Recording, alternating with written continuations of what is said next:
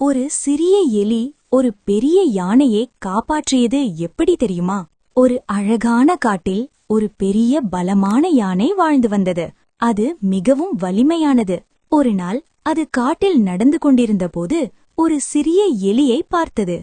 Haha, நீ என்ன செய்ய முடியும் என்று யானை சிரித்தது. அப்போது எலி மெதுவாக சொன்னது, ஒரு நாள் நான் உங்களுக்கு உதவுவேன். அதைக் கேட்டு யானை இன்னும் சிரித்தது.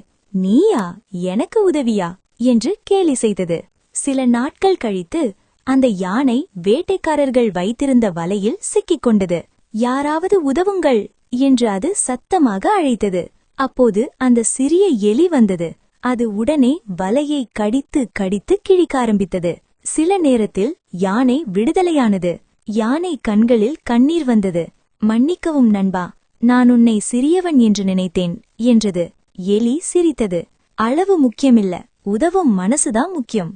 சிறியவனாக இருந்தாலும் பெரிய உதவி செய்ய முடியும். இப்படி நல்ல கதைகள் வேணும்னா லைக் பண்ணுங்க, சப்ஸ்கிரைப் பண்ணுங்க.